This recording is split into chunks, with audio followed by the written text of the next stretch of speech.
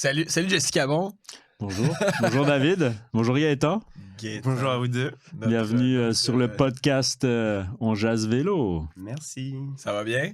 Ça va. Stressé, mais ça va. Quand c'est des stressés, il n'y a rien de stressant ici. T'es autant stressé qu'au départ de la Race Across Québec 1000 km ou... Mais oui. Ah ouais? Mais oui. Pourquoi? Parce que tu t'attends de savoir quel commentaire David va te passer sur la ligne de départ? Il en a déjà fait un beau. Je sais pas si on peut le dire, mais bon. On peut tout dire à ce point.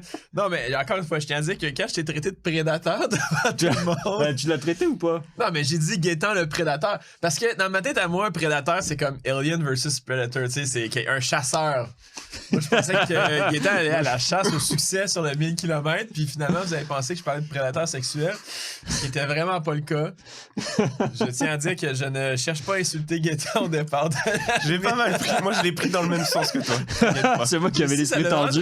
Il m'en parle sans arrêt. Genre, il m'écrit des fois, puis il est comme, t'as traité un participant de prédateur. Je suis comme, oui, mais en même temps, je tiens à dire une chose. Je sais pas si vous comprenez à quel point c'est intense de caler, d'avoir des discussions avec genre 100 personnes, une à la suite de l'autre, à chaque 30 secondes. Mais le problème, c'est que les gens s'attendent à ce que tu sortes des blagues à chaque fois. Ouais, alors sur le 1000, ça allait. Sur le 500, c'était tenant, mais sur le 300, à 4 h du matin, ah oui. je m'étais levé à 2h30 après avoir dormi 3 heures. Puis genre, je suis comme, OK, claque d'en face, let's go, on part. Puis là, c'est...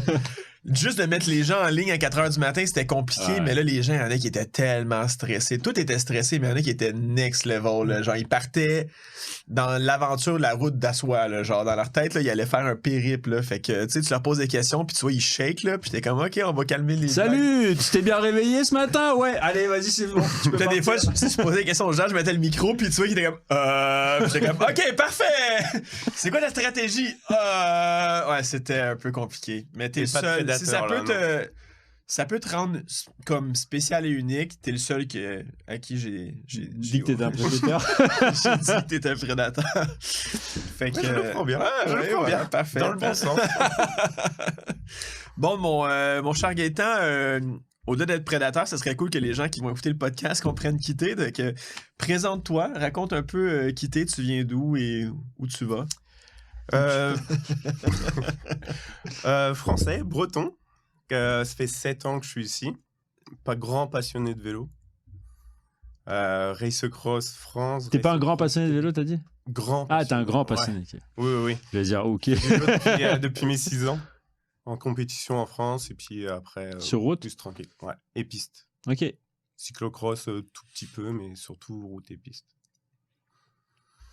Voilà, là je travaille je sais pas si j'ai le droit de dire. Bah ouais, oui. Je travaille à Bicykilico Les gars, on va le blur.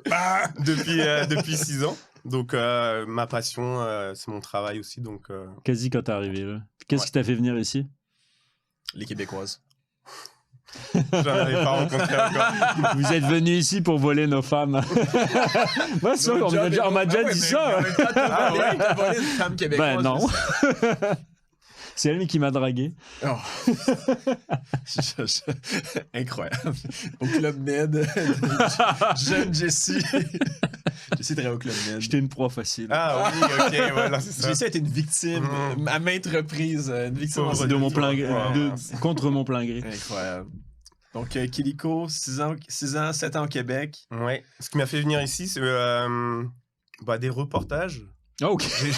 Genre zone interdite. Quand j'avais 15 ans, j'étais boulanger. Je regardais les reportages et puis je savais que les boulangers français étaient bien vus ici. Je me suis dit, je vais ouvrir ma boulangerie ici.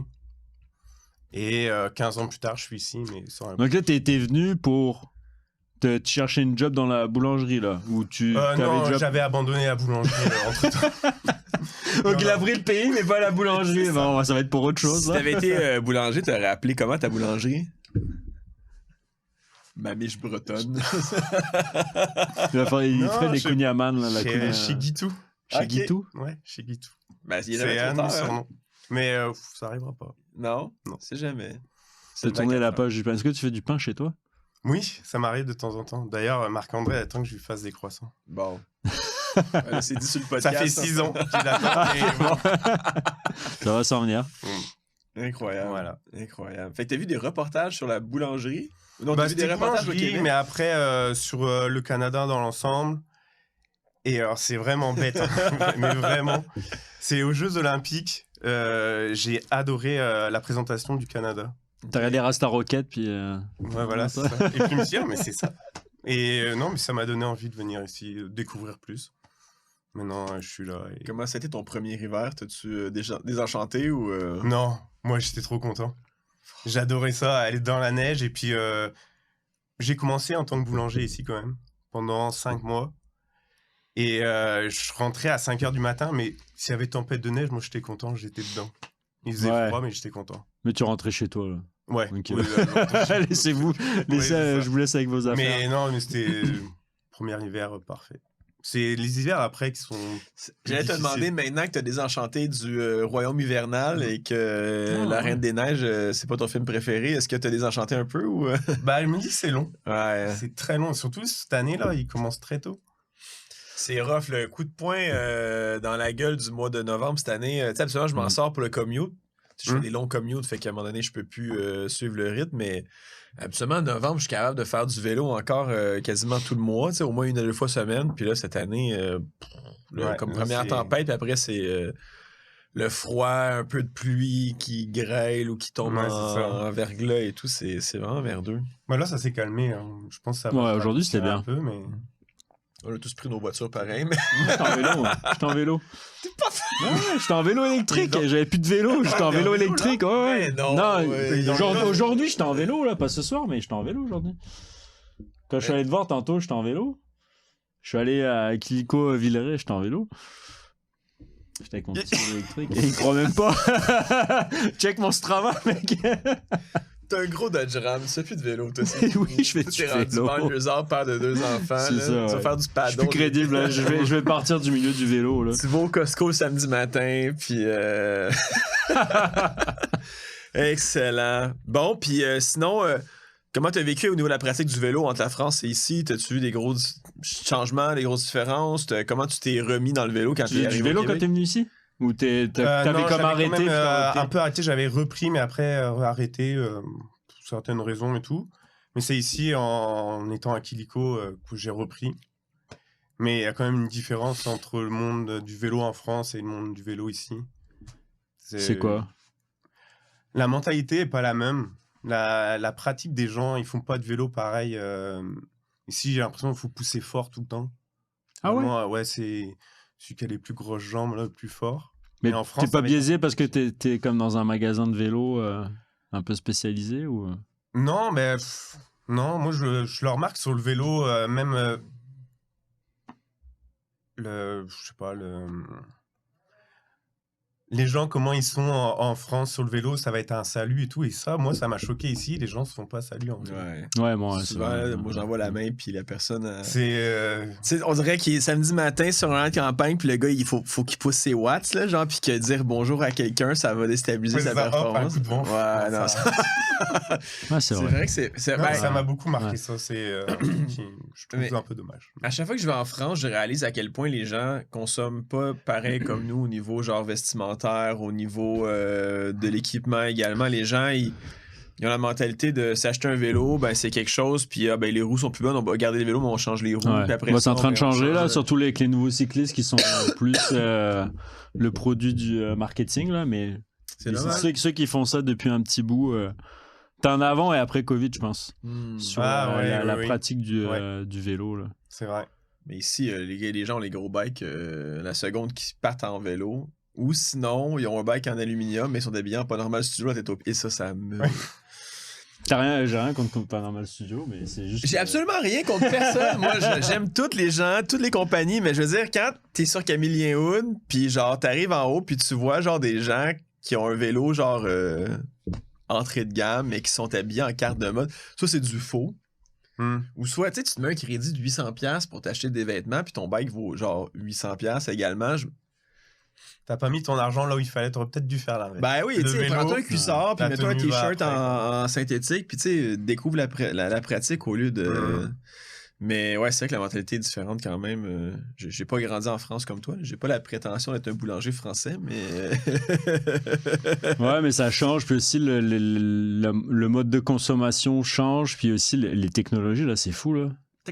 Non, et maintenant, ça change. Tous les 2 ans, là, si t'achètes un vélo maintenant, Dans 2 ans, il y aura plein de trucs qui sera plus compatible. Ouais, les cassettes, oui, les standards, là, ça change tout le temps. Tu sais, maintenant, avec le pignon 10 vitesses, le 10 dents de la cassette, là, ça fait que Shimano a la sienne, SRAM a la sienne, puis si t'as en 11 dents, mais c'est un autre corps de cassette, donc t'as pas fini. Tu sais, avec tous les standards, puis ça fait que si tu veux renouveler ton vélo, c'est plus aussi évident qu'avant. Tu sais, maintenant les pattes de dérailleur, t'as les dérailleurs où ça fait pattes de dérailleur, donc t'as plus de pattes de dérailleur sur le vélo, les nouveaux modèles. Ouais, mais ça veut pas dire qu'il faut que tu changes de vélo. Non, mais par contre, tu sais, t'es moins à bricoler, à gosser, à chercher des pièces. Tu sais, comme là, je suis en train de monter un bike en ce moment. Un Opus, puis c'est une tige de selle 27.2. Je cherche un guidon, mais je cherche des potences, mais c'est super dur à trouver parce que maintenant les potences elles sont d'une certaine façon intégrées. Les guidons c'est pareil, une tige de selle maintenant elles ont toutes des formes différentes, donc si tu veux trouver une tige de selle en carbone c'est super dur là. Ça a pris 1 mois à trouver une tige de selle qui fasse du sens, c'est pas hors de prix puis qui fit sur le bike. J'en ai chez moi qui sert en carbone, hein? Ben oui. C'est vrai que toi t'es moi j'ai un garage de vélo chez nous, mais t'es un musée à vélo, ouais. Mais moi je suis curieux de savoir le kilomètre parcouru moyen d'un vélo, genre. Tu sais, mettons, Jean-Michel, gros budget, va chez Kilico, s'achète un bike à 12 000 $, puis combien de kilomètres ce vélo va faire, dépend, genre? Parce que je me dis, techniquement, une chaîne, c'est autour de 3 à 5 000 km, une cassette autour de 15 000 km, un bike... Moi, je vois l'histoire de gars qui ont fait 100 000 km avec leur vélo, puis qui font juste comme changer les pièces quand ça pète, mais comme... La moyenne, elle doit être très basse. Là, je pense que si tu demandais à un cycliste moyen au Québec, il dirait qu'une grosse saison, c'est 3 à 4 000 km. Partant de ce principe-là, ta cassette, tu la charges aux 4 ans. Fait que, tu fais une chaîne. C'est comme ceux qui ont une Porsche ou une Lamborghini ou n'importe quoi sur la route, là, je veux dire, ça n'a aucun sens là, d'avoir ça, mais il y en a qui veulent se faire plaisir et qui ont l'argent pour. T'as raison. Alors qu'ils devraient juste en faire en circuit, puis rouler à fond avec en circuit. Sur l'autoroute à 110, là, t'es en deuxième vitesse. Là. Mais comme ça paye pas grand-chose. Mais comme ça paye le salaire de Gaétan, on va être content avec ça, pareil. Exactement. Allez acheter des gros bikes chez Kilico, Gaétan, il va vous servir. Donc là, comment elle a évolué ta pratique au Québec? Puis c'est ça, t'es arrivé au Québec, t'as commencé 1 an après à travailler chez Kilico. Puis qu'est-ce que tu faisais comme bike? Comment t'as repris le vélo là-bas? Puis c'est quoi ton évolution jusqu'à aujourd'hui? C'était vraiment tout tranquille au début. Je me suis acheté mon premier Opus Spark. Ok. Je m'étais acheté et puis c'était un gravel, donc vraiment très tranquille et tout. Et puis au fur et à mesure, je me suis dit, tiens, je vais changer, je vais prendre un peu plus route. Après, plus de la performance, c'est Camillien Wood, le circuit. Ça, et puis après, j'ai écouté des podcasts de gens qui m'ont donné envie de faire de l'ultra-distance. C'est ça, des mauvaises idées, les podcasts. Et vous deux. Ah ouais? Le podcast en vidéoconférence. Les là. podcasts amateurs. Oh my god, enregistrés avec des... Ah, wow. Ben, avec Google Meet. Ouais, c'est ça. Ouais, tu fais partie des 3 auditeurs. Mais t'avais trouvé comment le podcast pour le fun? Comment je l'ai trouvé ou Parce qu'en vrai, expérimental. Je me rappelle plus trop, mais c'était en fait que vous racontez votre expérience tous les deux. Et c'est ça qui m'avait vraiment donné le goût. Je me suis dit, faut que je teste ça et découvrir la race cross et tout. C'était vos histoires, 2 différentes histoires, mais ça, j'ai trouvé ça cool. C'est et après dans les stories aussi, je pense que je te suivais déjà à l'époque. Moi, ça me suivait pas parce que. Tu vois, c'est toi la star. Moi, je suis le cerveau, lui, c'est la beauté. Jesse. Il comprenait quand je parlais, c'est pour ça. Tu sais, comme les Français qui savent même pas parler anglais, puis quand ils voient un Québécois, ils se mettent à parler en anglais, genre approximatif. Ouais, là, c'est comme. Oh, wow. Ton anglais est encore pire, tu sais. C'est ça, arrête. Incroyable. Fait que c'est quand même une belle boucle qu'on boucle aujourd'hui, là, d'avoir été des premiers auditeurs de notre podcast. Aujourd'hui, tu es assis avec nous dans le studio fantastique que nous avons la chance de voler ou louer, on ne sait pas encore. Puis, est-ce que la Race Across France était la première grosse affaire que tu faisais? Ou première grosse affaire. Ok, t'avais pas fait de... Bah, t'avais pas fait de course ultra, mais comment t'as fait pour te rendre au 1000? Parce que j'imagine, sur le 1000, il y avait pas une distance un peu qualificative. 300. Fallait faire 300. Ok. Et je l'ai fait en mars, je crois. T'as fait un Montréal-Québec, là. En mars au Québec? Mars-avril. Je l'ai fait avec des randonneurs du Québec. Ah, Ok. les CVRQ? Je l'ai fait avec eux. Ils font un 300 km au mois de mars, ils font un 200 en février. Et ça devait être ça, parce que il pleuvait et tout en plus toute la journée. T'as eu un beau matin. Et, ouais. Puis ça s'est bien passé? Ouais, nickel. J'ai adoré, Ouais. je me suis dit, je vais être bien. Mais je m'étais quand même bien préparé tout l'hiver pour ça, renforcement musculaire et tout. J'avais bien préparé ça. Donc t'as fait un 300, puis après, comment t'as préparé la suite jusqu'au 1000 1000 kilos, ouais? J'ai juste entretenu, j'ai fait des 200. J'avais refait un autre, j'ai refait un 400. Et après, c'était des petites sorties de 100 km, des 120, des trucs comme ça. Jusqu'à... Puis c'était quoi le 1000 km? C'était quoi le parcours? Ça ressemblait à quoi les dénivelés? Je pense que les 1000 km sur la Race Across France, il y a beaucoup de dénivelés. C'est comme le très montagneux. Tu fais le bout montagneux de la Race Across France. Okay. Et 21 000, je crois. 21 000 mètres de dénivelé? Ah, je sais plus. Ouais, 17 000, 21 000, je sais plus. Je sais plus, mais ouais, c'était tous les Pyrénées. Puis après, le Mont Ventoux aussi à la fin. Mais les Pyrénées, toute la première journée, ça a été que monter, descendre. Et puis après, le Tourmalet. Le Tourmalet, ça, il a fait mal. Ah ouais? Il a fait très mal. À un moment, j'ai posé le pied à terre. Je dis, qu'est-ce que je fais là? C'était à quel moment la journée? Ah, c'était la fin. Je pense que j'ai commencé, le Tourmalet était 19h. Il était minuit. Non, mais je suis arrivé en haut, il devait être 22h ou un truc comme ça. Ok. Ouais, j'ai fait, j'avais dû faire une insolation et je me suis posé aussi dans l'herbe. Ok, ça prend pas. Je suis allongé. Après, j'ai marché. Je suis remonté sur mon vélo et puis j'ai remarché. Wow. C'était une aventure. Et puis, après, quelques kilomètres plus loin, base de vie. Puis là, il y avait ma famille et puis ils m'ont dit tu vas y arriver. Heureusement qu'ils étaient là parce que sinon.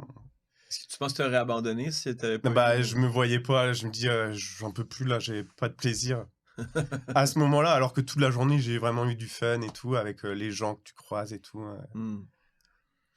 Et t'avais 4 jours pour le faire, c'est ça? 3 jours? 3 jours et demi? Non, c'était 5 jours. Ah oui, c'est vrai, il est plus long délai en Europe parce qu'il y a plus de dénivelé, ah ouais? Je pense. Ouais. Ok. 5 jours. Et tu l'as fini en combien de temps? 4 jours et demi. 4 jours et demi, ok. C'est quoi les plus belles... les plus beaux moments que tu as eu sur cette course-là? Ça a été au début le premier col au bout de 80 km. Là, on part de soir. Donc, il fait nuit et puis on voit tous les cyclistes. Et puis, tu voyais tous les virages dans le col. Avec les lumières. Avec toutes les lumières. Ça, c'était vraiment beau. Mais il y avait vraiment beaucoup de participants. Ça, c'était très beau. Puis après, tu fais la descente. D'un coup, tu vois des vaches en plein milieu de la route. Ça, c'est plutôt marrant. Et puis après, dans les Pyrénées, quand tu es dans une vallée, que tu vois les montagnes autour, tu es tout petit. Tout petit, ça, c'était vraiment beau. Et toi, tu viens de la Bretagne, donc t'es pas habitué de voir des cols de montagne. Non, ça monte quand même, ça, en Bretagne. T'as des bonnes côtes, là. Comme au Québec, un peu. Il y a le mur de Bretagne, là-bas. Exact. Non, mais ça, on va se le dire, là. C'est comme la colline parlementaire à Ottawa, c'est 12 marches, là, tu sais, c'est comme... on va se calmer. C'est un petit pétard. C'est comme une montée à Charlevoix, genre? Ouais, c'est ça. Ouais. Mais tu sais, on n'appelle pas ça le mur de Charlevoix, genre. Non, mais c'est des murs pareils. Ben oui, mais c'est une affaire à 12% pendant 250 mètres, genre. C'est pas la côte qui s'appelle le mur de Bretagne. Non, c'est la ville. Puis c'est pas le mur de Bretagne, ça s'appelle mur de Bretagne. On met pas le devant? Non. C'est juste mur de Bretagne? Ça s'appelle mur de Bretagne. OK. C'est pas le mur de Bretagne. Merci de m'éduquer. Ça parle pas du relief, c'est juste le nom. Comme tu t'appelles quoi, David. là. Quand tu rentres de n'importe quel. Non, mais le nom des villes en France, franchement, là, c'est à se demander si c'est pas des blagues des fois. Vous avez des noms de villes, de villages, c'est incroyable. Comme? Ben, je les retiens pas parce que Mur c'est de tellement... Bretagne. Mais mur de Bretagne. Non, mais c'est tout dans des saints quelque chose avec d'en faire long de même. Je pensais au Québec, les villes étaient nommées weird, mais là, en France, vous y Ils sont pris à peu près les mêmes affaires ici. Ah non, c'est un step. Je vais retourner en France, je vais prendre en photo tous les noms de villes dégueulasses, puis je vais vous les envoyer. Non, c'est drôle. Mais en Bretagne, parce qu'en Bretagne, t'as le nom de la ville en français et en breton. Ah, wow. Et Bon, en Alsace aussi, puis c'est imprononçable. Allemand, c'est pas... ouais. Mais non, je parle pas breton. Tu parles pas breton? Non. C'est le langage de l'amour, ça a l'air, le breton. Ah bon? Ok. Ok, l'amour, mais Les bon, Italiens, l'amour de la les campagne. Italiens, les bretons. Non, mais j'allais dire que les Italiens seraient pas d'accord, mais le vrai langage de l'amour, c'est le breton. Ah, Ouais. langage du corps, alors pas de la parole. Ouais, exactement, t'as tout compris. Bon, trêve de plaisanterie. C'était quoi ton setup, ton mindset sur la 1000 en France? T'étais parti trop chargé, léger? Bah, le setup, c'est ton premier 1000 km. Qu'est-ce que t'as c'est fucké ça. dans ton setup? Raconte, parce que comme toi, t'as été charmé par Jesse et moi, et on t'a lancé sur la ténébreuse route de l'ultracyclisme. C'est ça. Il y a peut-être des gens qui vont t'écouter aujourd'hui et qui vont être charmés par le petit breton boulanger. Donc, Petit breton. parle-nous un peu des erreurs que tu as faites sur ce premier 1000-là. Qu'est-ce que tu aurais fait différent? T'as-tu abandonné des trucs dans une base de vie? T'as-tu réalisé des choses? Matériel, je trouve que j'étais plutôt bien. J'avais du change avec moi, mais après, j'avais toutes mes affaires sur mon vélo. Et aux bases de vie, mes parents qui me donnaient du linge aussi. Parce qu'en fait, j'avais pas de drop bag. Je savais pas comment ça marchait. Ok. Non, première erreur. Je me suis pas du tout Mais sa renseigné. famille était là. Une chance. Ouais, je m'étais pas du tout renseigné. Je savais pas qu'on pouvait avoir un sac aux bases de vie. Ouais. Et mes parents, ils étaient aux bases de vie, donc ils me donnaient du change et tout aussi. Mais j'avais quand même des tenues sur moi Bah, pour me changer.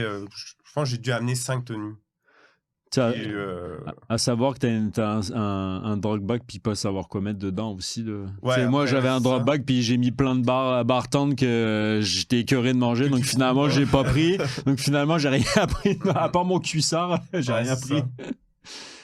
Mais non, au niveau de l'équipement, je trouve que j'étais plutôt bien. Je pense pas avoir fait d'erreur. Oh là là. Ah ouais, t'as pas des trucs que Je t'as. plaisante. Genre, tu dis, toi, j'aurais pas dû prendre ça sert absolument à rien, puis je le reprendrai plus, ou. J'avais pris ma doudoune. Ouais. Quand même une à Decathlon que tu replies bien là. Et je m'en suis pas servi. Même dans les Pyrénées, quand tu faisais l'école Ah ouais? de nuit. Non, mais il faisait super chaud. Et même la nuit, il faisait quand même bon. Tu mets ton coupe-vent, ça suffisait. Mais ça, c'est bien de l'avoir quand même. Mais il vaut. Moi, dans les Alpes, moi, je roulais, toutes les nuits, je roulais avec ça. Mais Jesse, entre 5 degrés et moins 40, il porte les mêmes vêtements. Je mets pas de doudoune J'ai jamais d'habitude. vu ça. J'ai jamais vu ça. Je mets jamais de doudoune l'hiver ici. Non, mais je sais, ça, à 5 degrés, t'es trop habillé, puis à moins 40, t'es comme, oh, ça va. Non, mais à moins 5. Non, mais j'ai jamais compris son corps. Faudrait que j'analyse la chose. Thermorégulation. Ça n'a aucun sens. Moi, je me gèle comme une crotte à moins Entre 5 et moins 40, mon corps, il thermorégule. Le gars, il fait un 100 km en février, il est genre habillé comme s'il faisait Au printemps, ouais, voilà, c'est ça. aucun problème. Ouais, ça, c'est bien. T'as de la chance. Ben, il est très chanceux, Jesse. En Ouais. plus d'être beau comme un cœur, il est thermorégulé, c'est incroyable. T'es un dinosaure, mec. T'es un beau. Je suis le Grinch. Incroyable, ça va donner les gens vont penser qu'on a enregistré ça à Noël. Ouais, non, c'est ça. On est au mois de novembre, là. Ouais, Quand c'est même. ça, Maintenant, Noël, ça commence après Halloween, là. Ça commence le 1er ça, novembre. c'est un problème, je pense. Ah ouais. Moi, je suis pas C'est un d'accord. problème, mais c'est. Tu rentres au Costco en octobre, puis ils sont en train de liquider l'Halloween pour. Mais t'achètes un gros Père Noël au Costco qui prend de la place. Penses-tu que tu vas aller le ranger dans ton cabanon ou dans ton garage? Je dis comme tant qu'à faire, je vais le mettre dedans.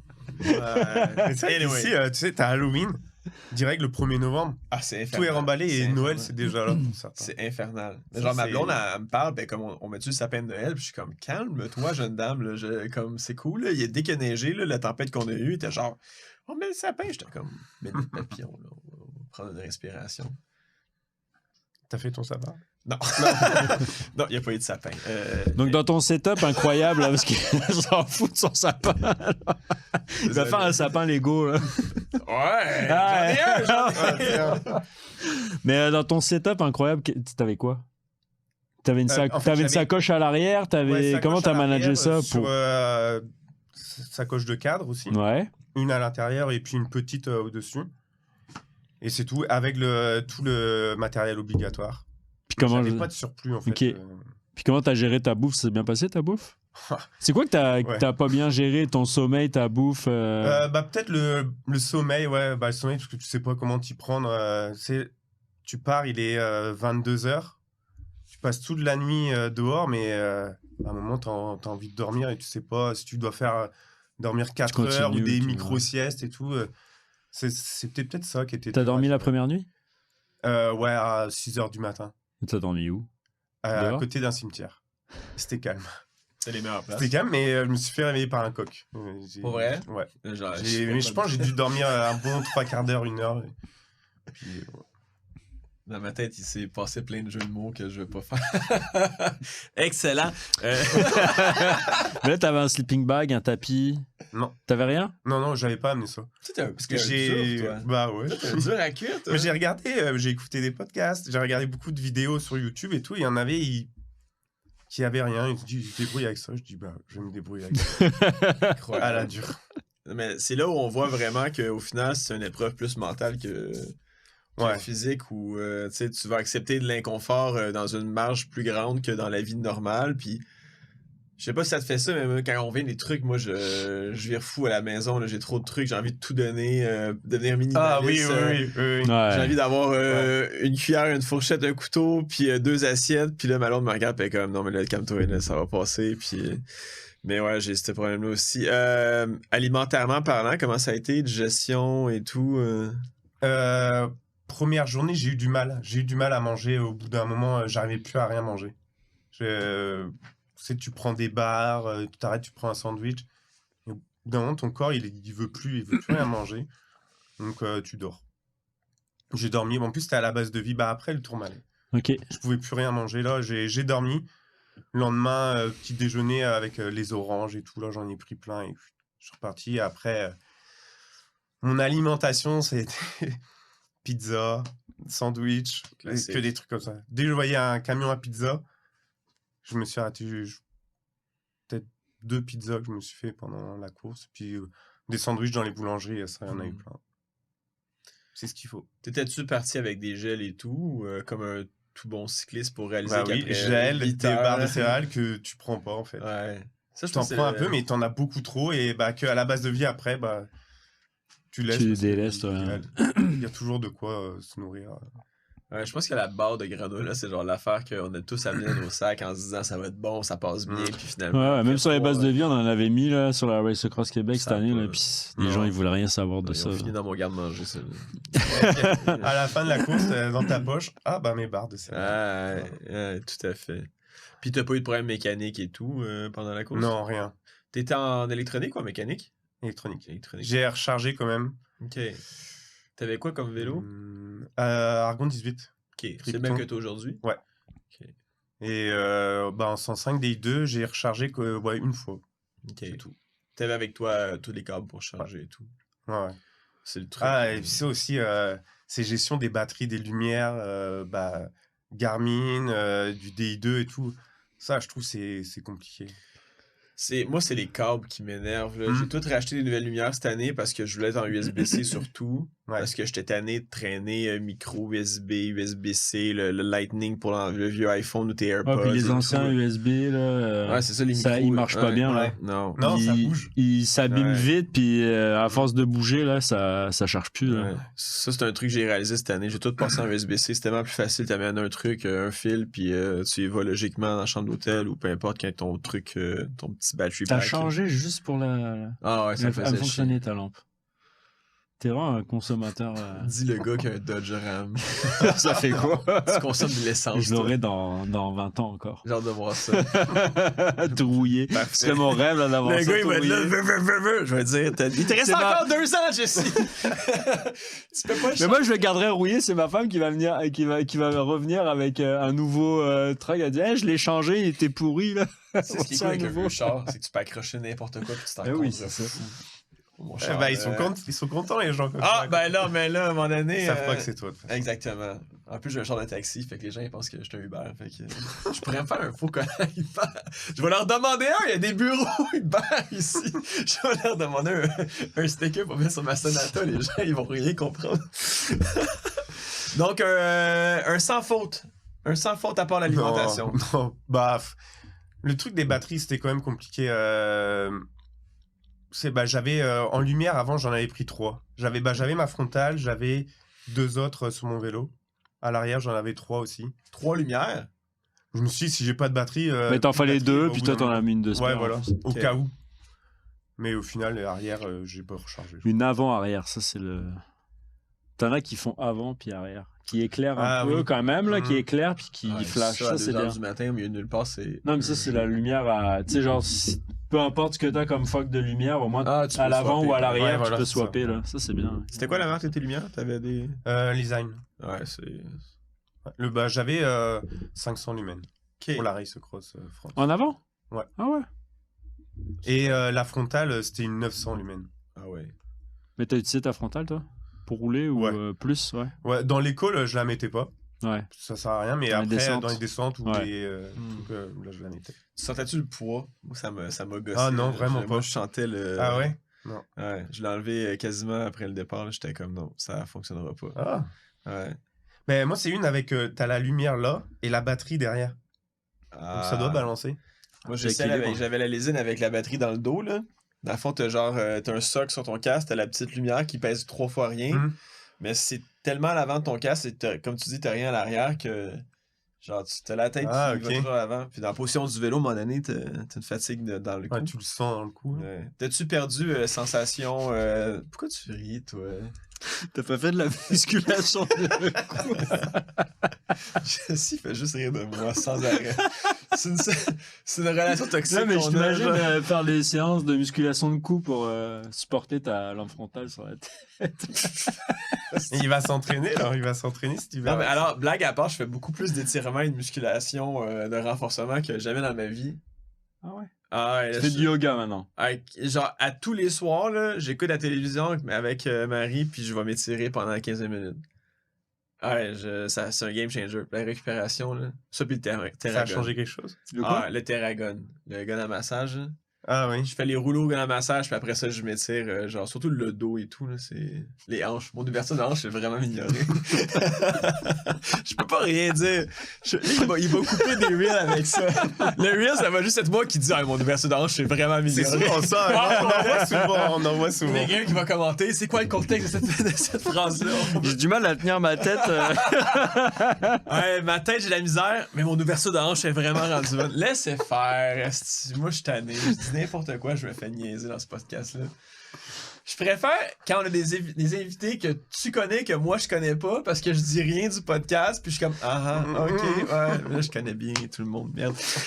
T'as pas eu de douleur? T'as-tu eu des pertes de sensations? Dans les mains. Dans les mains? Ah, les mains, c'était fou. Je me dis, heureusement que j'étais en électronique, parce que j'aurais jamais pu passer les vitesses. Rapidement dans la course, ou vers la fin, t'as commencé à perdre... Non, c'était peut-être dans les 2 dernières journées, peut-être. Ok. Parce qu'au début, ça allait, mais au bout d'un moment, tu sens plus rien. Et ça dure plusieurs semaines après. Ouais. Toi, ça a pris longtemps aussi après la rafle. 2 mois, là. C'est fou. Tu dis ça aux gens, les gens, ils capotent. Ils pensent que c'est... Non, mais pourtant, c'est tellement commun. À la fin, quand c'était fini, on a été dans une pizzeria avec ma famille. C'est ma sœur qui m'a coupé ma pizza. Ah ouais, ok, à ce point-là, ouais, Je ok. pouvais pas tenir ma fourchette, mon Et quand couteau. tu dormais, t'avais mal, là, genre tu sentais le... Ah non. Non, moi c'est ça, le tunnel carpien, là, ça me faisait mal. Là. Ouais. Okay. Non, c'était vraiment... Et puis après, reprendre le travail et puis écrire, j'avais pas une très belle écriture. C'est fou. T'as-tu fait des ajustements sur ton positionnement par la suite, ou t'as gardé ça? Ouais, j'en ai fait, mais ça a été pire cette année. Ah ouais? À l'arrêt, c'était pire? Ouais, c'était catastrophique. Mais là, t'avais des aérobars quand t'avais fait ton 1000 ou t'en avais... Ok. Ça donc, aussi, ça, quand même. ça c'est bien. Rien que pour se poser comme ça, là. Mais t'as eu quand même des... T'as eu mal aux mains, même avec les aérobars. Parce que moi, je les avais droppés, il y a tellement de dénivelé que ça a rien, là, je vais jamais me mettre dans mes aérobars, c'est juste monter, descendre tout le long. Mais c'était super bien parce que en fait, c'est que les aérobars, ça... Puis il faut faire attention quand t'as des guidons trop étroits. Moi, souvent, je prends des 42, je prends jamais des 40. Parce que quand tu mets tes aérobars, sinon t'as les mains sur les cocottes, puis tu te retrouves comme ça. Ouais. T'es un peu... puis tu peux pas mettre tes mains en haut du guidon dans les montées. Ah, à cause des supports, là. Donc moi, vu qu'il y avait beaucoup de dénivelé, je mettais les mains en haut du guidon. Je vais les enlever, les aérobars, mais j'avais une guidoline. Tu sais, j'avais pété mon bike. Ouais. Donc j'avais mis une guidoline vite fait, mais elle était pas assez épaisse. Il fallait vraiment quelque chose d'épais. Donc ça m'a coupé La circulation. Ça, c'est un point, mais je pense que tout le monde doit avoir ce problème-là, c'est obligé. T'es tout le temps appuyé là sur ta main. Ouais, bah ça, les fesses, les pieds, les 3 points de contact, là, souvent. Les pieds, c'est ce qui revient, là. Je suis pas à sensation. Puis, tu sais, mon pédalage, il est correct, mon fitting, il est bon, mais pareil, dans l'effort, mes pieds aussi s'engourdissent. Après, je suis quelqu'un qui gèle tellement des mains puis des pieds l'hiver aussi, fait que je pense qu'il y a même des circulations aux extrémités aussi, là, mais... Voilà. Je l'ai dit. Et un autre. Je l'ai dit dans la seconde! Dans la seconde! Mais là, tu tends des perches aussi. Là, il y en a 3 beaux. Celui-là, je l'ai mis en On n'est pas fatigué du tout, ça va bien. Incroyable. Je peux pas parler de mon corps sans que tu... Mais parle pas de ton corps, voyons. Parlons du corps de Gaétan à la place. Excellent, donc t'as survécu à ça, t'as fait de la RAC 500 après, c'est ça? La même année? Ouais, la même année. Ça, c'était tout. L'année dernière, c'est ça. Ouais. Ouais. Bah, la première édition. La première édition. Qu'est-ce que t'as trouvé de différent dans un format plus compact? Est-ce que Bah, rien, c'était... Bah, si, la distance est beaucoup plus réduite, mais j'ai bien aimé parce que j'ai l'impression d'être à fond pendant tout. Là, parce que j'étais en forme et tout, donc je l'ai fait la première boucle, là, les 300. Moi, je l'avais fait en 10 heures, je crois. Alors, j'étais plutôt content. Et bon, la deuxième boucle, là, un peu moins rapidement, là, mais bon. Mais non, j'avais beaucoup aimé, c'était vraiment bien. Ouais, c'est une première boucle, c'était 200 km, la première boucle. La première? De nuit, c'était 217, je pense, puis après, on tombait sur la 220, 300. Ah, ok, ouais. ah bon. Ok. Ouais. Mais c'était vraiment cool. Ouais. La nuit, là, c'était vraiment bien. La première nuit, c'était top. Avec les étoiles et tout, c'était une belle nuit. C'était beau. Ouais, il a fait Ouais. chaud et tout. J'étais stressé parce que les routes avaient été maganées. Il y a eu les Les inondations. travaux aussi, ouais. Il y a eu les inondations, donc toutes les routes de gravel qu'on prenait, il y avait quand même des gros nids de poule, il fallait faire attention. Ouais. Même nous, on voulait que On passait de nuit en plus. on voulait que la voiture média, puis on était comme attention au nid de poule, attention au nid de poule. Puis même nous, dans le char, on zigzaguait tout le temps et tout. Mais ça nous avait marqué aussi à quel point d'un, la route t'appartenait, là, à part nous, il y avait personne. Puis de deux, c'était une belle nuit dévoilée, là, tu voyais les étoiles et tout, c'était cool aussi. Ouais.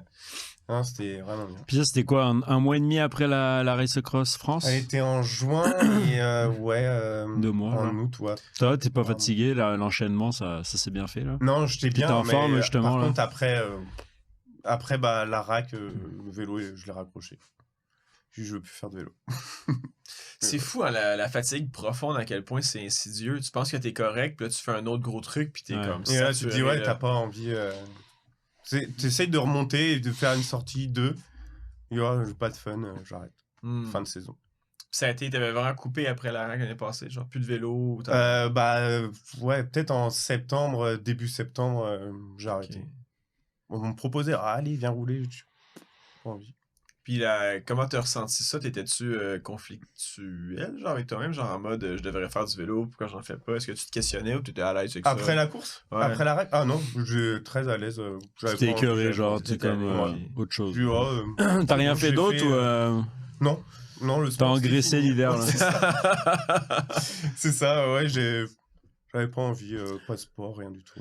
Puis là, t'avais fait comme ça, t'avais fait la RAF, la RAC. Puis cette année, il y a eu la Race Across Québec 1000 km. Quand est-ce que ça t'est venu justement de le faire? Quand est-ce que tu t'es inscrit? Puis comment tu t'es préparé pour ça? Du coup, avec ta première année d'expérience en ultra l'année dernière? J'ai mis énormément de temps à m'inscrire à la RAC 1000. J'avais envie de le faire, mais en même temps, mon corps, j'ai l'impression que je me remettais pas de tout l'hiver. J'ai pas préparé, j'ai pas fait de renforcement musculaire de l'hiver, rien du tout. Même pas de base d'entraînement. Ok, ouais, t'as rien fait. T'as pris du poids un peu cet hiver ou t'as pris combien sans indiscrétion? Je sais pas, je me pèse pas, mais je le voyais sur mes joues. Tu faisais comme ça, tu dis, ok, c'est bon, là, il y a 2 cm de plus. Ça, mais je grignotais, je grignote souvent. Et pas de préparation de tout l'hiver. Si t'as refait la règle, je t'appelle le grignoteur. Oui, c'est ça. Mais pas de préparation hivernale. C'est après... En fait, pour le 1000 km de la RAF, je me suis vraiment entraîné tout l'hiver et puis j'ai repris le vélo tôt. Et j'avais pas envie de recommencer le vélo à des moins 10, moins 15 et tout dehors. J'avais pas envie cette année, donc j'ai attendu qu'il fasse bon. Il a fait bon au mois de juin, genre. Ouais, mais bon, correct quand même. Il a plu tout le mois de mai, là, les fins de semaine. Ma préparation a été pas vraiment au top. Optimal. Ouais, voilà. Mais je me suis inscrit très tard à la RAC. Je sais plus quel mois, mais très tard. Et je me suis dit, bon, bah, je vais y aller au feeling, quoi. Puis t'as pas eu de... Genre, t'as pas eu de douleur de non-entraînement, parce que des fois, ton assis sur la selle, ben, tu t'es pas entraîné, fait que ça devient sensible plus rapidement, ou t'as-tu eu ça, ou... Bah, en fait, j'ai changé une position, ma potence sur mon vélo. T'as Je baissé. l'ai baissé. Oh, putain. Quelle bonne idée. Moi, entraîné, je vais le baisser. La bédaine des genoux, toi, le dos. Y a rien qui fonctionne. Ouais, je l'ai baissé, mais j'ai fait quelques sorties et je dis, non, ça va pas. Je la remonte. Ma selle, elle a cassé. Donc j'ai dû la remettre, mais je l'ai pas remise correctement sur les rails. Elle a cassé pendant la rack ou... Non, c'était... Avant, il y avait bien du avant, jeu ouais. dedans, donc je me suis dit, bon, bah, je vais la changer. T'as choisi les rails de... Ouais. Ok. Et j'ai pas bien repositionné. Et ma position, j'ai jamais eu un bon feeling de toute la saison avec mon Ah, merde. alors que j'ai changé que ça, quoi. Ouais. Ça joue pas beaucoup des fois. Hein. C'est pas grand-chose. Mais la selle, c'était la même que t'as mis? Exactement la même selle. Ouais. Mais je sais pas, il y a un positionnement Mais des fois, c'est comme... Tu sais, les organes et tout, là, comme c'est fait, des fois, t'es comme moins confortable. Ouais. Si t'as besoin de changer de selle, là, ça m'est déjà arrivé des formes de selle que j'ai changées. Une année, j'étais super bien, puis l'autre, je la supportais pas. J'imagine que ton fit, il évolue aussi avec le temps. Là. Bah oui, c'est ça. Prendre l'âge. C'est ça. Malheureusement, on baisse plus les potences à notre âge. Non, c'est ça, c'est fini. Moi, je raccourcis, je monte ma potence. Je suis comme, mais écoute, les plus, c'est bien, je suis vraiment confortable. Je regarde ma position, je suis comme... En fait, t'es comme ça sur ton bac. Ouais. J'ai bien le guidon plat, ça va vraiment bien. Les Tom Shifter, c'est malade. Tu sais, comme c'est quoi le néerlandais, là, qui est avec avec son bike, son guidon de 20 cm avec ses cocottes comme ça, là. Et sa tige de sel aussi, qui était sa tige de sel à l'envers, là, il l'a monté à l'envers en avant, là. Non, je n'ai pas compris. Mais t'imagines, t'es en sprint à côté. Tu te gars, c'est un sprinter, là, genre. Non, mais le gars, il fait 2 mètres, il est comme ça. Puis toi, t'es comme ça, tu le regardes, tu te dis, mais qu'est-ce qu'il fait? C'est qui, lui? Qu'est-ce qu'il fait? Là? Il devait tellement être instable, ça devait être dangereux dans les Mais il gagnait des courses en plus. Hein. Ouais, il a gagné. Il était sur l'équipe néerlandaise. En plus, il est bon champion et tout.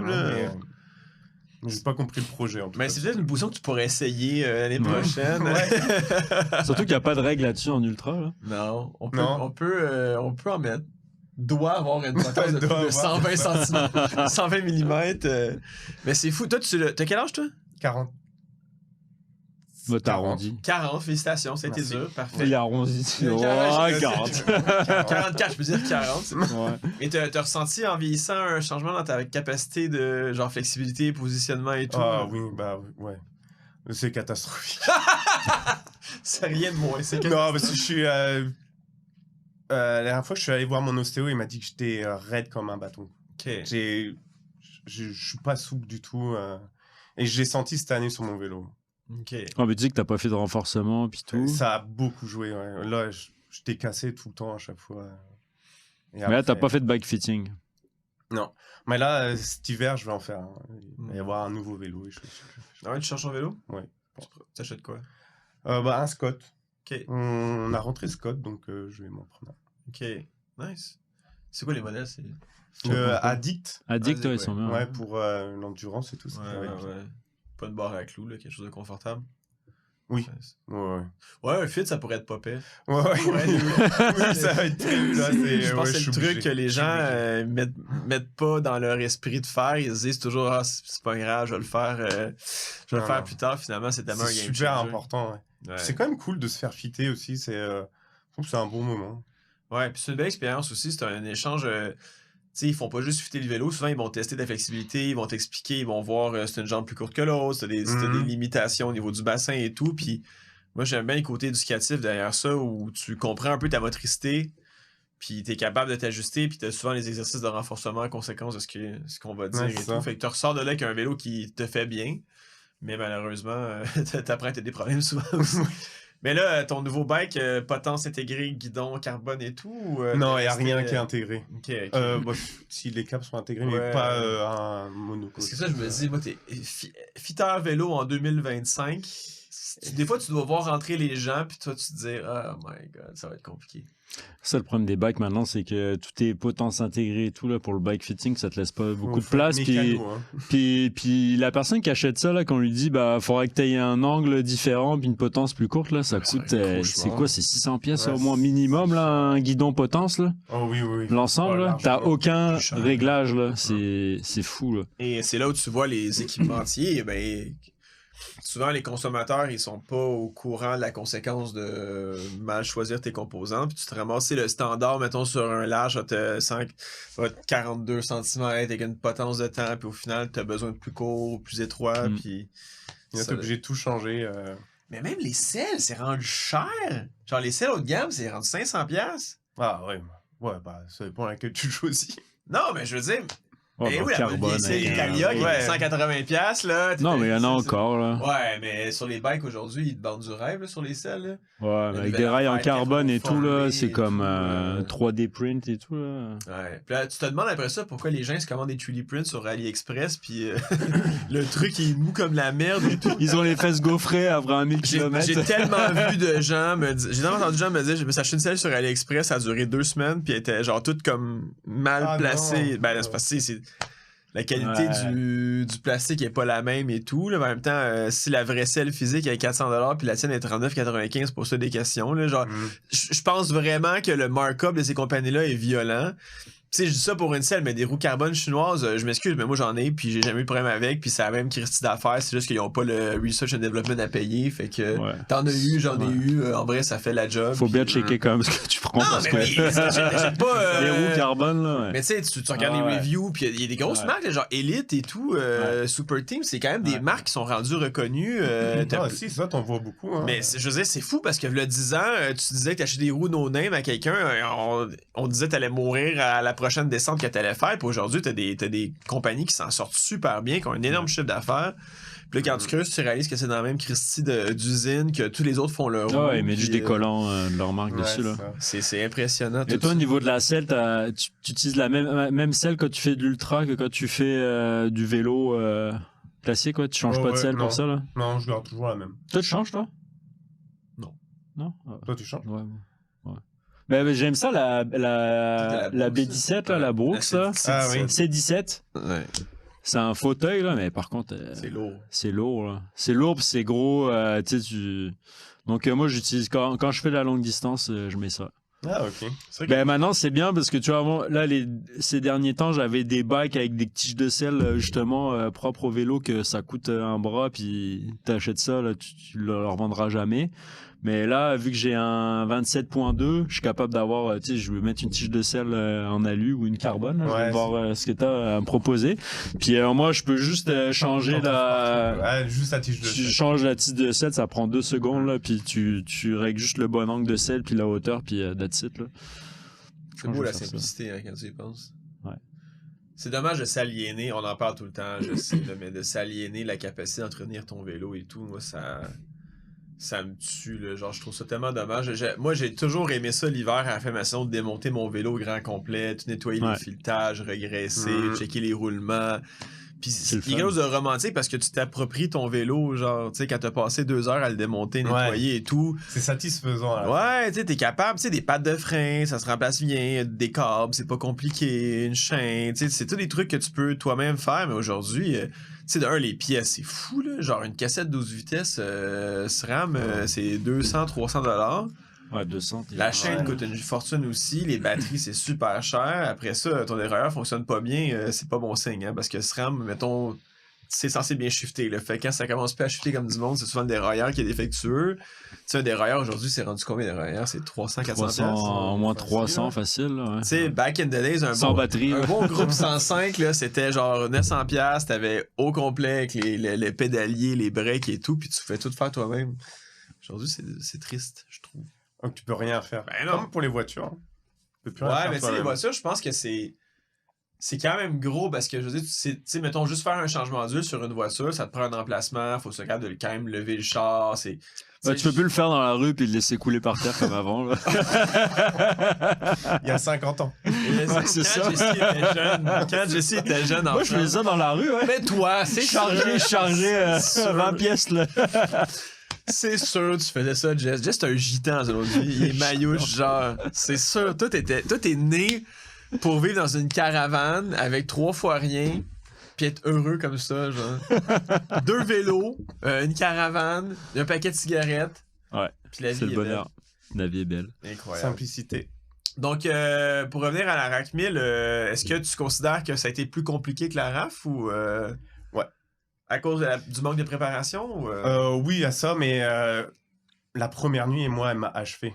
OK. On part, je sais plus à quelle heure on est parti. À 14h, 15h? 14h, ouais. Ouais. Premier départ, 14h. Après, tu arrives, tu passes toute la journée sur ton vélo. Il faisait bon en plus. Mm-hmm. Donc, tu transpires. Et puis après, tu arrives la nuit, mais la nuit était fraîche. C'était humide, froid. Et puis, t'es dans la forêt, les chemins de gravel et tout. Avec la porte à 23%. Ouais, exactement, là. Et moi, après là, j'étais congelé. Mm. Ça m'a... Là, t'as mis ta doudoune. Ouais. Là, je me suis tout équipé. Là, Ouais, je l'avais prise parce que je regardais les températures, c'est pas pareil. Mais ça m'a achevé, ça. Un 10 degrés de nuit quand t'as froid, c'est pas la même chose qu'un 12 degrés le jour. Là. Genre, t'as pas le soleil, t'as rien. Après, je pense qu'il y a des gens qui se sont littéralement se changer. Genre, juste de comme changer ton jersey. T'as repères qu'un jersey, t'as pas sué dedans, qui est sec et tout. C'est un game changer parce que tu peux te réchauffer un peu. C'est là où les petits trucs que tu réalises pas des fois, mais après, ça prend l'hyper préparation. Je sais pas comment tu te prépares au niveau genre du parcours et tout. Moi, j'ai vu des gens, là, j'ai vu des fichiers Excel avec tel kilomètre, je vais lever entre telle heure et telle heure avec des fenêtres. Toi, tu fais ça? Pas du tout. Pas du tout, ok. Moi, je découvre. Hein. Moi, je regarde le parcours sur la map et tout. Je dis, où c'est qu'il y a des villes et tout, s'il peut y avoir des dépanneurs, mais ça s'arrête là. T'as pas de... Je prends pas de notes, rien du tout. Ok, fait que t'as pas de stratégie ni alimentaire, ni... Non. Ok. Puis tu t'en sors quand même, fait que c'est ça qui est cool. Je vais jusqu'au bout. Ouais. Je vais jusqu'au bout, ouais, mais plus ou moins facilement. Ouais, mais je pense que c'est le but aussi de la course. Moi, je pense que les gens qui le font trop facile, c'est moins intéressant que les gens qui arrivent... N'arrivent pas dans le même état. Ouais, non, c'est ça. Fait que la première nuit, c'était vraiment le froid qui te démontait. Ouais, le froid, et puis avec le froid, le sommeil, il est arrivé aussi. Je me suis posé plusieurs fois, essayé de dormir. Okay. Mais j'ai vraiment eu du mal à me remettre après dedans jusqu'à la fin. Ça a été très dur. Comment c'était mentalement de revenir à la base de vie? T'as-tu eu un moment où tu t'es dit... D'arrêter? J'arrête, ouais. Oh non, vraiment pas. Je me suis dit, à la base de vie, je dors. Mais je mets pas de réveil. J'ai vraiment dormi, je sais plus combien, peut-être 6 heures, je crois, j'ai dormi. Wow. Dans la tente? Ouais. C'était bien, les tentes. Ouais. On était vraiment bien parce qu'elles avaient un peu chauffé et tout. C'était quand même cool. Et t'arrives... moi, j'ai de la misère les premières nuits. Je kick tout le temps. Je dors jamais vraiment bien. Je suis pas capable de... Puis dans la vie de tous les jours, moi, je ferme les yeux en 2 secondes, je dors. Là. Genre, littéralement, là, j'ai même pas le temps de dire bonheur puis je dors déjà. Là. Mais comme en ultra, on dirait que c'est un truc que je dois encore travailler, être capable de débrancher les fils. T'as l'impression d'être encore sur ton vélo. Ah ouais, 100%. Là, je kick, puis genre, je bouge sans arrêt, j'ai chaud, je dégage la chaleur. Je suis pas comme Jesse, là, je suis pas thermogéré. Quand tu dors, t'as froid? Non, j'ai chaud. T'as chaud. Genre, on dirait que musculairement, mes muscles. Ouais, mais c'est sûr, là, t'es comme brûlé. Puis, ouais. Puis après ça, je me relève, je vais repartir. Puis, tu sais, là, j'accumule comme un manque de sommeil. Puis, moi, je vais crasher. Puis, là, je vais dormir 4, 5, 6 heures. Mais ça me prend un bout. Fait que toi, t'as pas dit, tu t'es jamais dit, fuck it, j'abandonne. Ah non, pas là. J'ai eu quand même des moments difficiles. Je crois que c'était en arrivant à Chambly. C'est là qu'il y avait le ravitaillement. Il y en a qui ont organisé un ravito. Ouais, voilà. Et avant, c'était quoi? Richelieu, non? Ouais. Ouais. Là, j'ai appelé ma famille et tout, parce que là, dans la tête, c'était là. C'était long, parce qu'on a eu les de Grandby, les longues pistes cyclables, longue ligne droite, et là, le mental, il a pris un petit coup quand même. Puis traverser Montréal, t'as trouvé ça comment? Tu devais passer près de chez toi et tout? C'était cool, j'étais avec 2 gars, en plus, à ce moment-là, on s'était vu à Chambly. C'était Eric et je sais plus l'autre personne. Et je leur disais, là, on va passer par là et tout. Ils étaient contents, je leur faisais une petite visite. Ah, t'étais guide. Mais par contre, j'étais surpris qu'on n'ait pas eu la Polytechnique. Je croyais qu'on allait la voir. Et, en fait, non, puis il y a quelqu'un qui l'a fait par erreur, ça, c'est j'étais avec eux. Ah ouais? J'étais avec eux, ils me disent non, on va tourner là, on va aller à droite, nous on a envie de la faire. Ok, ils avaient envie de la faire. Oui. Ok, volontairement là. Parce que je leur en avais parlé, après, tu vois, je crois il y a la Polytechnique après, et là, et... Puis j'ai dit, vas-y, je crois qu'ils ont tourné à droite, et nous on allait tout droit, je crois. Ok. Puis après on s'est rejoint. Incroyable. Mais il dit, c'est facile. Ouais. Ça vaut pas tant le détour. Non, c'est un kicker dans le milieu, là, mais après ça va, c'est pas si pire que ça. Puis après, le retour à Terrebonne et tout, là, c'était cool. Et puis après, d'autres. Deuxième boucle sur le cruise. Deuxième control. boucle, ça allait. En vrai, là, c'était vraiment beau vers Montebello et tout. Même les routes avant, un peu dans les forêts, c'était vraiment beau. Puis Montebello, quand t'arrives, tu vois l'eau en face. Ça, c'était beau. Ouais, il y a quand même des belles petites portions. Donc ça s'est bien passé. Moi, j'étais... ouais. Est-ce que ça se passe bien parce que t'es quelqu'un de positif, finalement t'es vraiment difficile, puis tu t'en souviens plus, ou tu sais t'écouter pour pas atteindre vraiment les grosses limites là? Ah ouais, non, j'écoute ma famille ou mes amis. En fait, c'est vraiment ça qui me remotive et tout, parce que je voyais les messages sur le Garmin qui s'affichaient, et il y avait vraiment des moments où j'étais mentalement, c'était quand même dur. Puis ça me reboostait, et puis après je me dis, je suis sur le vélo, de toute façon je suis obligé de continuer. Je continue, mais je vais pas jusqu'au moment où je vais craquer et dire, je pose le vélo, on vient me chercher. Est-ce que tu as capteur cardiaque, power meter ou quoi de genre? Capteur cardiaque, je l'avais pour la RAF l'année dernière, mais je l'ai enlevé parce que au bout d'un moment, ça veut plus rien dire en fait. C'est ton cœur, il bat pas vite alors que t'es dans un col. C'est que ton corps, il est fatigué, il bat plus pareil. Fait qu'aucune lecture, tu y vas au feeling, t'écoutes ton corps. Ouais, c'est ça. Okay. Ouais, les capteurs de puissance, de puissance et tout, ça. Moi, c'est mes jambes. Au bout de 12 heures, attention, t'arrives même plus à pousser là. Ouais, même des sorties comme ça, je dis non, c'est mes jambes que j'écoute mon corps. En fait, je vais pas lire des chiffres sur mon Garmin. Ça me sert à rien. C'est bien de connaître son corps. Là, tu ris pas, ça, c'est correct. Au vélo. Tu ris de moi parce que je parle des extrémités, mais lui, il dit ça. Puis... C'est dans l'intonation de ta voix que ça rend les choses différentes. Je comprends. Et tu veux-tu nous raconter ce qui est arrivé à l'arrivée? C'était merveilleux, plein de monde. Des bons burgers, le pognon. Il manque un événement, on dirait. Non, mais c'est quand même très drôle. T'as remarqué qu'on a transféré la bâche par-dessus toi pour... Ça veut dire qu'il y en a, ils ont pas fait leur distance en entier. Mais tu sais, c'est drôle. Ben là, on va expliquer, t'as fait un choc vagal. Je pense que c'est comme ça qu'on peut l'appeler. Et là, c'était l'état d'urgence. T'étais-tu là, toi? Mais moi, il a passé la ligne. J'étais, je vais le voir et tout, là. Genre, j'étais même content. J'avais les yeux pleins d'eau et tout. Mais oui. Puis là, je pars, je reviens. Je le vois. Les deux pieds en l'air. Je fais, mais mon Dieu, il était en train de rire et il était content il y a 2 secondes. Tu nous as quand même fait un peu peur, je tiens à le dire, parce que là, il y avait l'infirmière et tout qui s'est déplacée, mais comme, tu sais, tu me disais, je vois plus rien, je sens plus mes extrémités, je peux plus bouger, mais j'étais comme, alright, ok, parfait, ça se règle en 10 minutes, tout ça, on appelle l'ambulance. Il y a vraiment eu Mais je pense que c'est melon d'eau avec du sel, ça a un peu aidé aussi et tout. Ouais, c'était pas mal ça. Ouais, c'était pas mal. En vrai, c'était... Mais là, j'étais prête pour te faire le bouche à bouche, le RCR et tout. Pour manger des melons d'eau avec du sel, ça place. Faut vraiment être pas bien, là. Mais c'est l'affaire qui a replacé le plus de monde. C'était le melon d'eau avec du sel, ça a été le game changer pour les 3-4 qui nous ont fait des trucs comme toi, là. Non, en vrai, ça rafraîchit en plus, c'est de l'eau. Salé. Ouais, mais c'était drôle. Mais l'affaire de la bâche, c'était drôle parce que là, t'étais couché sur le dos, on avait levé tes jambes, on te massait les... Moi, je t'ai massé les pieds. Après 1000 km de vélo, je me disais, allez, il n'y a rien de trop beau. C'est Gaétan, on le fait. Puis là, on voyait, il y avait des gens qui disaient, il y a 4 cyclistes qui vont arriver, faut comment, tu sais, vivre l'arrivée. Puis on était avec Sacha, puis je suis comme, Sacha me regarde, je regarde Sacha, je suis comme, on démarche ça, puis on le passe par. Fait qu'on a enlevé la bâche, on l'a passé, on te l'a passé par-dessus la tête, on a enlevé les barrières. Fait qu'on a fait l'arrivée des gens comme si de rien n'était, puis tout était blanc. Était derrière comme ça. Tout était blanc comme un drap, les jambes par en haut, en train de ressusciter. Pendant ce temps, on donnait des trophées, on prenait des photos et tout. Ça a été de la gestion. Je me rappelle pas d'avoir eu le truc au-dessus de moi. À ce moment-là, captais rien du tout, mais c'est après, on me l'a dit, on a déplacé l'arrivée pour toi. C'était quand même très drôle. Mais tu t'es remis rapidement, je pense que 20 minutes après, ça allait et tout. Ça a duré longtemps. Hein. Si longtemps que ça? Ouais. Ouais. Mais t'es rentré, quelqu'un est venu te chercher, t'es pas rentré par tes propres moyens. Non, je suis rentré avec les amis. Ok.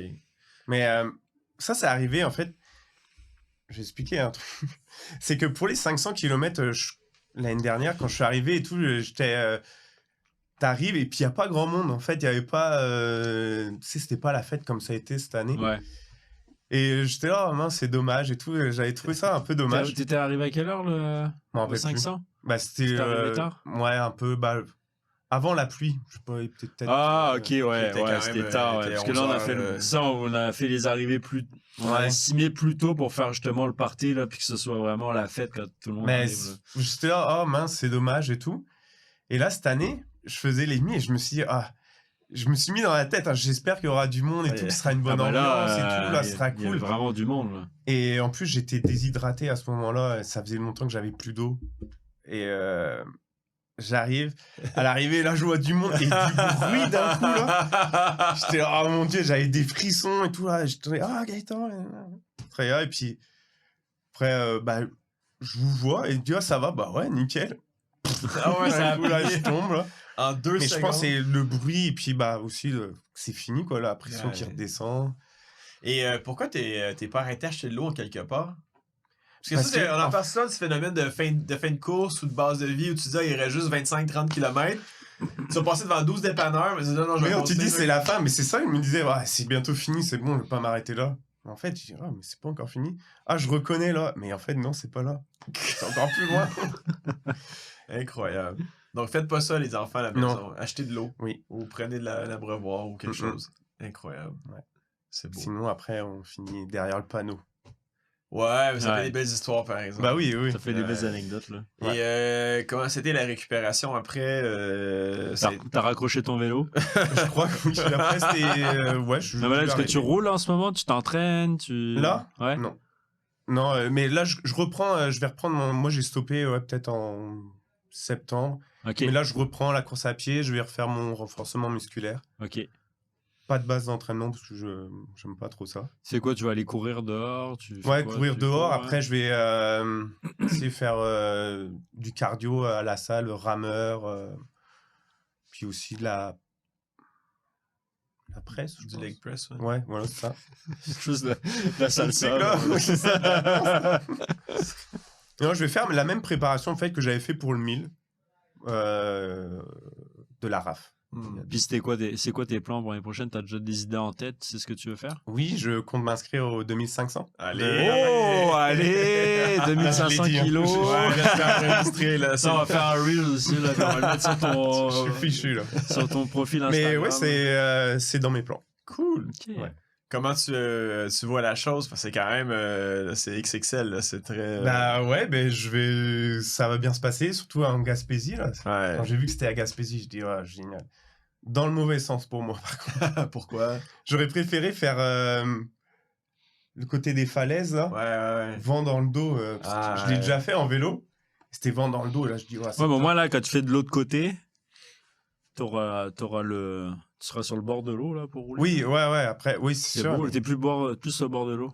Ouais, c'est vrai. Mais il y aura quand même le vent. Le vent. Je pense que ça, j'y repense depuis quelques temps quand je regarde les parcours, puis j'y retravaille un peu et tout, puis je me dis, les gens qui sont pas conscients du sens du vent au Québec vont vraiment avoir un beau coup de poing dans la gueule parce que le retour va être dur. Hein. Ouais, tu sors de la Gaspésie, puis t'as tout le Bas-Saint-Laurent à faire avec en théorie potentiellement un vent de face. Il est tout le temps du même côté ou il change quand même? Sauf quand on fait Montréal-Québec. Ouais, c'est quand Jesse et moi on fait Montréal-Québec et vers Montréal à comme 40 km/h. Ok, il a changé quoi. À chaque fois, je vais dans cette direction-là.